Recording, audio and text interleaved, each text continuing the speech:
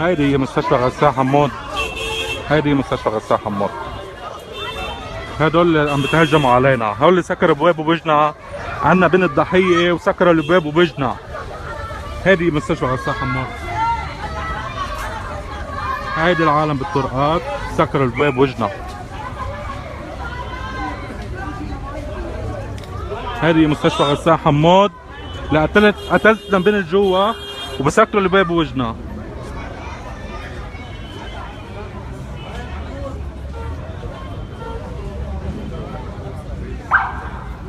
هذه مستشفى غسان حمود.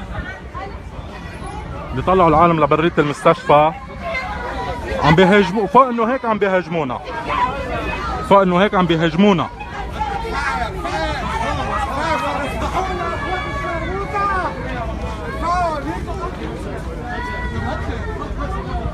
هذه مستشفى غسان حمود. هذه اللي عم تتهجم على العالم، طلعوهم بالغصب من المستشفى، وغير هيك عم بيعملوا اهانات. عم بيعملوا لنا اهانات.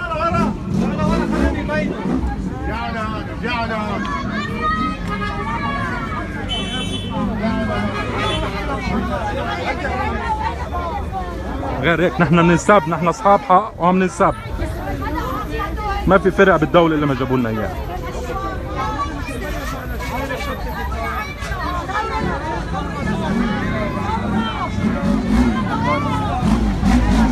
هاي ربيع الأبواب. الساعة 8 الساعة وتنتهي لعبوا بمعش اللي مصلحة التقرير بمروا بشيء وجرسون مبينة ولا تبين بعد اسبوع من الايام. في كم جرسون ما ببين شيء؟ هي جرسون اخذها من المستشفى، بنت كانت طبيعية اجريها. ما اخذت، هي حطيتها ابري انا الساعة 5 بعد الظهر. اسمعوا كلكم. اسمعوا يا شباب. حطيتها ابري الساعة 5 الظهر انا. طلعت ببنتي على البيت. هيدا رشدنا الحكي. اسمعوا تعالي اسمع اذا بتريد. انا اخذتها لبنتي عند عيادة الدكتور زكريا القصة حليم.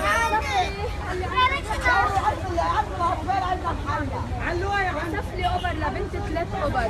قلت له الدكتور بروح بعطيها بالصيدلية، قال لي روحي اعطيها بالصيدلية. اخذت بنتي على الصيدلية قمت لها ابري الساعة 5 الظهر. الساعة 9 أو 8 ونص بلشت شوف عوارض على بنتي. عوارض إنه بلشت ورا دينتها طفش الزرق والحمار لرقبتها، إسهال واستفراغ ولعيان نفس. بدي أقلب بنتي عن التخت أنا، صارت تصرخ من وجع جسمها. حملتها غصبا عنها حتى حطها بيا على البرندة. أنا قعدت على البرندة وقلبت بنتي غابت عن الوعي. خلال من 5 للساعة 10 ونص. قد ايه في وقت؟ قد ايه في وقت؟ من ورا شو بيكون؟ 5 ساعات. من ورا شو بيكون؟ ورا الابره. بلكي الابره فاسده، يعني تاكدت اذا بعرف الابره اللي بعتي اياها الصيدله ممكن تكون فاسده. ممكن تكون فاسده وانتم تحققوا. انتم بدكم تتحققوا. المستشفى شو قالوا لكم؟ تواصلتم ما بقى معه شو النتيجه لهلا هي توقفت التقرير اللي صدر عن الموضوع. سألنا اسمعوا شوي. نحن سألنا عن الإبرة. أنا صرت سائلة كذا واحد عن الإبرة، قال لي الإبرة ما بتنعطى لبنت، ما بتنعطى لوزن إلا لوزن فوق ال 40 كيلو. بنتي وزنها كانت 30 كيلو. أنا بحمل المسؤولية للدكتور قسطة. هو المسبب الأول لوفاة بنتي. هو المسبب الأول لوفاة بنتي. هو بنت عمرها 8 سنين تفوت على مستشفى على اجريها. انا خالها وهي اختي، خالها البنت ما كان اشبه شيء، حراره طبيعيه جدا. بتفوت على المستشفى على اجريها، وصفها 5 للساعه 11 البنت صار معها انهيار بجسمها، وقعت غابت عن الوعي، اسهال، وجع بجسمها، جابوها على المستشفى لهون وطفشت الحساسيه خيي من ورا حساسيه بجسمها وورا. هلا انتم شو بدكم تتخذوا اجراءات؟ نحن منا الوزير ابو فاعور هو وزير الانسانيه يحقق لنا بهالموضوع. نحن منا حقها لهيدي البنت ما يروح حضر. نحن بنحمل مسؤوليه. هو الشجاع. نحن بنحمل مسؤوليه للقسطى، لزكريا القسطى. هو اللي اعطاها الابره لهالبنت والبنت خليل قسطى. هلا حضرتكم عم تدافعوا حد المستشفى اشكال بالمستشفى لانه هيدي المسؤوله هون على المستشفى بتقول عنا نحن ناس كذابين، ونحن اشرف من الشرف. نحن ناس لو ما عنا وثوق، لو ان جينا على المستشفى يعني حسب ما عيب 1% نية كنا معرفنا ما كنا المستشفى متضامنه مع حضرتكم، وكان مظبوط. الدكتور احمد الزعتري انا حكيت معه شخصيا، كان خيي موجود ضامن معنا. نحن اللي صار معنا فت الاربعاء، البنت فت الاربعاء توفت يوم الجمعه. شو سبب الوفاه؟ المستشفى مش عارفه، الطب اتقدم، ما في شيء اسمه مش عارف. نحن بنحط هالموضوع برسم الوزير اللي هو منين. لحظه مهند، انا بنتي نزلت على الكافيتيريا لاخذ قنينه مي، طلعت فجاه بيقولوا لقيت جوزي عملوا له خدها دفنها، ونحن بنتكفل بكل شيء. ما اخذوا مصاري منا. ما دفعنا نحن الفاتوره، ما دفعنا. اي مستشفى بلبنان شو قالوا لنا خدوها دفنوها حرام للبنت. دغري دفنوها ليه دغري بدنا ندفن البنت؟ ليه هالتسرع كثير؟ ليه التسرع؟ في مستشفى بلبنان ما بترضى. نحن طالبين تشريح البنت، انا طلعوا بشرح على البنت. لا تعرفوا السبب الرئيسي طبعا السبب اكيد طبعا. ما بدها كذب ولا غش ولا البنت ما لها شيء. البنت ما لها شيء. اعطينا السبب. هو نفس الحكيم مش عارف. مستشفى غسان حمود ما في شيء. مستشفى غسان حمود من اهم المستشفيات بالعالم. معقوله مستشفى محترمه ما بيعرفوا شو سبب الوفاه؟ نحن مأمنين بقضاء ربنا، بقضاء والقدر مأمنين فيه. الله يرحم البنت، بس في سبب. شو هو السبب؟ جلطه امنا، حادث امنا، وقعت امنا. اعطينا السبب. الحكيم نفسه نحكي له شو سبب الوفاه بيحكي ما بنعرف. في حكيم بيفهم ما بيعرف. رحمه الله. هيدي سجل وقفوا وارفعوا اليافطات بس لناخذ صورة مع البنت هونيك. جيبوا وقفي بس. دكتور القسطى الوزير ابو فعور لازم يحاسبه، لازم يتحاسب، لانه بنت بتفوت على اجريها بتظهر على الحماله. الله ما بيقول عمرها 9 سنين، عمرها 8 سنين. هي جيبوا صورة البنت. جيبوها الولدين بس. كريم وهو جيبوا. تعالوا لهون، انا بدي سكر. تعالوا كلكم تعالوا معي، كلكم تعالوا معي.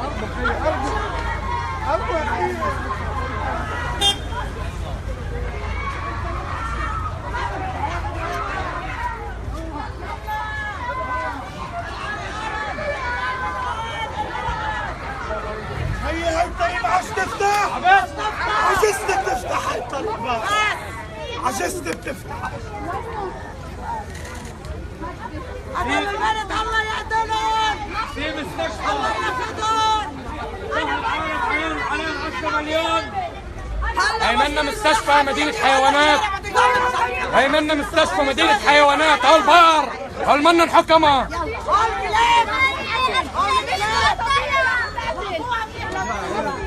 هون الكلاب هون الكلاب مش حكمة هيك بس يجي وقلبه فعور من هون.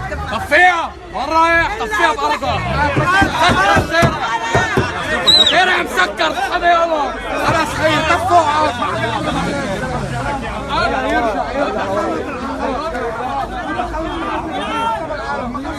هذا مثل ما انتم شايفين، هذا ما انتم شايفين، هذا مثل ما انتم شايفين.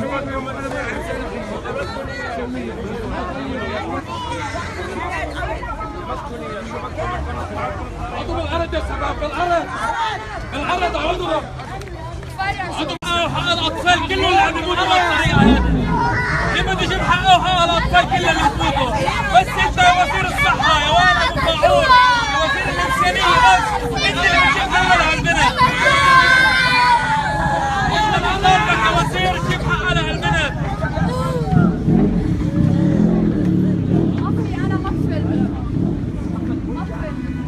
ليلي هون بس يجي وزير الصحة لهون. الليلة ما بتفتح الطريق لحتى يجي وزير ابو فعور ان شاء الله. بعرفه شجاع وبطل، هو شجاع وبطل وانساني وبعرفه. انا بعرفه. بعت لنا واحد من عنده. لا مش واحد يا مهند، ما بدي واحد. انا بدي يجي بنفسه. هو بخدمة الشعب. خدمة الشعب. نحن بنطالب من ابو فعور يجي على الارض هلا. ما في بس انا ما نحرق المستشفى اللي فيها اذا ما بيجوا المفاوض لهون. بدنا نحرق عيادة زكريا القصة بتتسكر. هو ما بيمسك الحادث بنقول له بنطالب دم البنت اللي ايوه من دون تهديدات عشان والقمر اللي اتاخذت بالغلط وهتقول لك انا نفتح تحقيق الوزير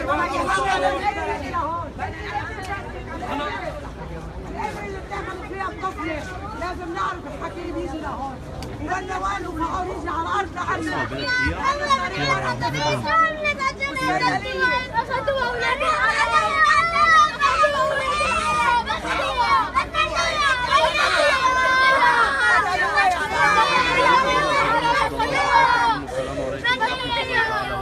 ندخل الآن مع نقل مباشر لوقائع اعتصام غضبا لوفاة الطفلة فيا رينو من أمام مستشفى حمود الجامعي. السيد اللي القصة بتتسكر ويتحمل المسؤولية. ولا حق الطفل ناخذ دايما.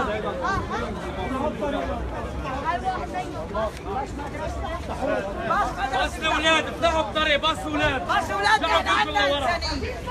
شير اي واحد منا لم تجي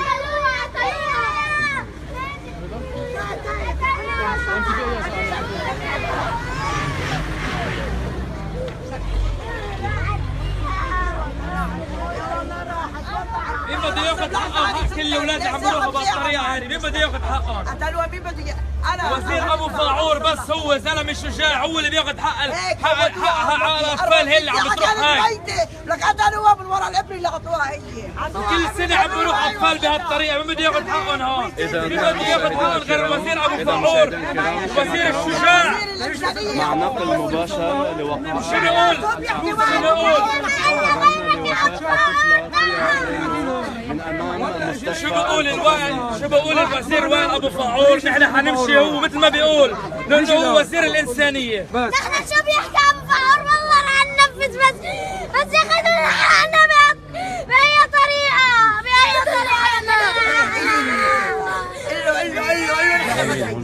نحن بدنا اياه وبدنا كل بدنا حق. بدنا كل حق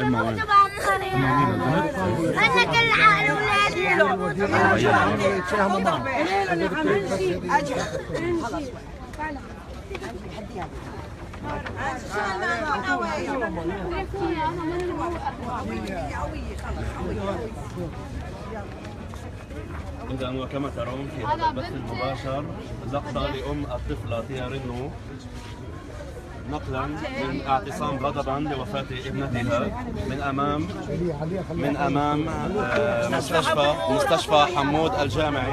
نتيجة غلط. هون صارت العملية؟ ايه هون صارت نتيجة غلط طفل من عندهم وابني هيك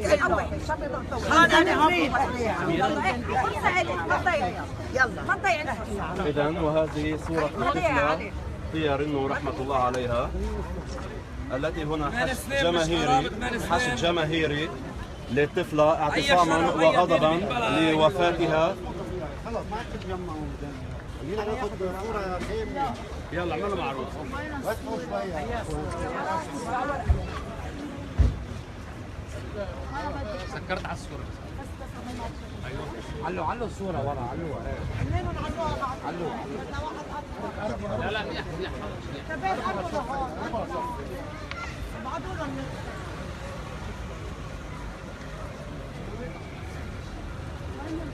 يا حبيبي قلبها لا وكثير امهات بلبنان عم يحترق قلبها ورا الاهمال الطبي اللي عم بيصير اتجار بالعالم اتجار بالبشر اتجار بالعالم عم بتنشوا بالعالم ارواح العالم. بدنا الصحة يجي اكثر بس يسكرنا المستشفى الخرا اللي عم بتقتل الاولاد. بتقتل الاولاد. نحن بس لا انا بطلب ما بدي انا بطلب تتسكر عيادته لدكتور قسطة. انا بنتي كانت تجربة لكل الاولاد لكل ام عندها ولد ولكل عائلة عندها اولاد. انا بنتي كانت تجربة وانا خلص بقول الحمد لله بس انا ما بقبل الا لتسكر عيادته للدكتور زكريا القسطة وهو يوقف عن شغله لانه هيدا منه دكتور هيدا جزار هيدا جزار ايضا. فيك تحدثينا عن الشيء اللي صار مع بنتك رحمة الله عليها؟ انا رح احكي لك اليوم في راي عام عم يسمعك، بده يعرف شو الغلط اللي قلته الدكتور كرمال يعرف. بس هي فعليا جوا البنت كله مضروب، حالات كبت كله عنده رايح، دماغ كله عنده رايحه. في غلط، في صار غلط هو عند الحكيم هون، في غلط. بنت منيحه راحت على المستشفى مريضه، وهن عم بيعالجوها، البنت تحكي يعني ما لها شيء، بس تحط ايدك هون جسمها دغري ينفر، كله هون عندها هون لما حممتها كله احمر جسمها كله منفخ. في شيء ماخذينه غلط. وقال ابو فقور شو بيحكي؟ نحن حاضرين سبب الفيروس. هو بيحكي طب شو اسم الفيروس؟ مش عارف. هو عم بقول انه هذا تسبب قلب. في حدا ما بيعرف؟ تسبب؟ لا هو بقول تسبب قلب. هو التقرير بيجي هيك. اي حدا بيموت اخر شيء بيحط قلب.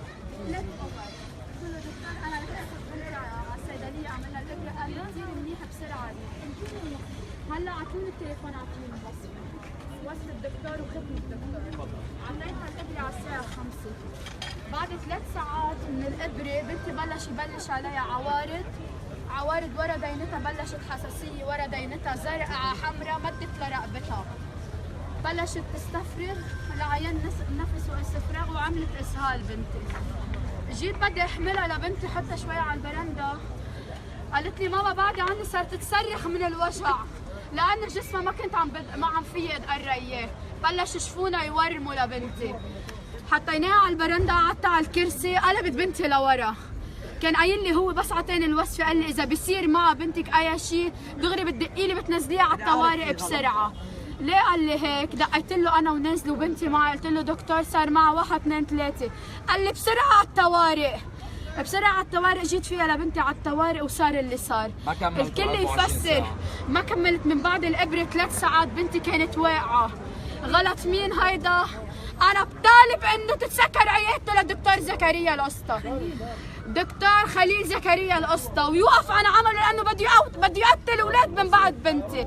وبطالب الوزير، أنا اللي بعرفه وزير إنساني وشجاع وبطل، إنساني وشجاع وبطل، إنه ياخذ حق بنتي عشان من بعد بنتي أنا ما يوقع ولا أهل باللي وقعت فيه أنا.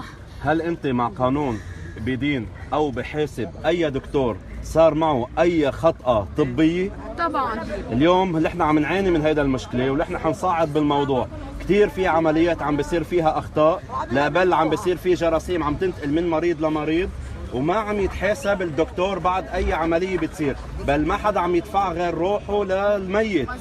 بس أنت أنا مع هذا القانون بأنه يحاسب الطبيب؟ أنا 100% مع هالقانون. والمستشفى طبيب والمستشفى صح، المتورطة المتسترة، اللي أنا أسأل كل شوي دكتور شو في، يروح نيرس ويجي نيرس يقول لي غير، يجي نيرس اسأله شو في يحكي لي، يجي نيرس من بعده يقول لي غير عن النيرس اللي قبله. أنا ماتت بنتي، نزلت عم باخد عنينة مي، طلعت بيقولوا لي أنا أهلي إنه توفت. ما في وقت ربع ساعة قالوا لنا احملوا الجثة حرام، روحوا ادفنوها، ما بدنا نحاسب، ما بدنا فاتورة منكم وما بدنا شيء، ما بدنا فاتورة وما بدنا شيء، خذوا البنت حرام ادفنوها. أكبر إثبات إنه في شيء غلط كان. هيدا أكبر إثبات، أنا معكم. بس عفوا لأنه في ناس عم يسمعونا وعم يحضرونا، فيكي بس تقولوا اسم المستشفى اللي كنت عم بتصير فيها العملية؟ اسم المستشفى مستشفى حمود. مستشفى غسان. أنت جيت على مستشفى غسان حمود على الطوارئ؟ أملي بالمستشفى، بس نعم. أنا خيبوا لي أملي المستشفى والدكتور. في أي تقصير صار من المستشفى لما وديتي بنتك؟ ما في تقصير، كان في تستر على حالة بنتي. هيدا بعد الوفاة؟ كان في تستر من أول ما أنا فوتها غرفة عادية. نعم. في خلال ساعات لقيت أنا أكيب طبي كبير من بيروت كبير فاتوا على الغرفة انعاش بسرعة. هيدا والدها للبنت. قالوا لي انعاش بسرعة. البنت شكل يقول لي مع التهابات بالراس، اسال حكيم غيره بعد ساعه شو صار معنا ان شاء الله ارتاح، بقول لي ما مع التهابات براسه، شوي تاني يقول لي مع السحايا، شوي تاني ما مع السحايا. قال لهم بالوقت اللي عملوا فحص السحايا ما بين، عملوا فحص السحايا بتقول مع السحايا، هو اعطيها ابره للسحايا وبس بده يعمل لها فحص السحايا لازم يحط الغرفه معزوله. التليفون يعملوا لها اياها غرفه عاديه، اقل من غرفه عاديه بالمقابل، مش معنيه. حكي خطا كثير ببنتي، كثير بشع. في تسطير من الحكمه كلهم سوا من جوا. بس اذا هو جميع بتريدوا كذابين. ما بعرف كيف بدكم تاخذوا الصوره، خذوا لي ختم الدكتور خليل القصه. مين بده ياخذ؟ هو عم بقول ما عطاها ابره. مين بده ياخذ؟ هذه الصيدليه بصيدليه سوق امل مدري امل ليش خدوها؟ ما الابره بعرف كيف مدرعه. بدكم تاخذوها. ما لازم يكون في ضوء فوقنا بس. فتحوا ضوء الموبايل على الاخير كرمال نشوف الورقه الموجوده. بعدين بصيدليه امل انعطت الابره، انأخذت الابره. صيدليه الامل ولا الامال؟ امل وين موجوده؟ على ساحه الشهداء؟ على دوار القناي. دوار القناي؟ على الرهبات. هنيك انعطت الابره، ليه بده ينكر ما عطاها انا روقي الإبرة؟ شوي خالتي. انا لما جيت عم بعطي الابره عند الصيدليه، لما طلعت بروشتها اول شيء قالت لي اف هاي وصفه حكيم. قلت لها انا ايه انه وصفي شيء يعني؟ قالت لي كثير قويه الابره. طيب قالت لي كثير، قلت لها هالقد قويه؟ قال لا خلص يلا رح اعطيها هي. الابره اتاخذت بصيدليه الامل، بصيدليه الامل بس ولكن بوصفه الدكتور. بوصفه الدكتور. ما فينا نعمل. طيب قبل التحرك السلمي الغاضب تاعكم كرمال رحمه الله بنتكم تيا، هل اخذتوا اي اجراء قانوني بالموضوع؟ انا كنت ناطره لانه بنتي كان عندها الثالث، كان عندها الثالث. ما في دعوه يعني على المستشفى. نحن دفنا روح الطاهره لانه البنت راحت غلطه مستشفى، غلطه حكيم. ما في مستحيل 24 ساعه بنت تفوت على جال ظهر ميته. انا بنتي لو عندها سرطان، بنتي كان باخر حالاته سرطان، باخر مراحل السرطان بتموت بنتي بليله، بتموت بليله. وقفوا الكلاوي وقفوا القلب، قالوا لي عم تتلف، قالوا لي محمود اذا بتريد روق شوي، قالوا لي عم تتلف اعضاء بنتك كلها. وقفوا الكلاوي وقف القلب. تعتبر الابره نتيجه هي ولا الاهمال الطبي؟ هي الابره كانت مسببه، ومن بعدها صار في تستر وصار في مثل بدي اقول لك ضاعوا بالتشخيص، صار كل ما اسال حدا يقول لي هيك، كل ما اسال هيك. انا برجع بقول لكم بدي انا الوزير ابو فعور انا املي فيه، لانه هو بطل وشجاع، لانه هو ما راح يروح حق بنت عمرها 8 سنين. شكرا لك. كرمال بس ارجوك كرمال ما يصير في تكرير للمطالب، ولكن نحن معكم بهذا الموضوع.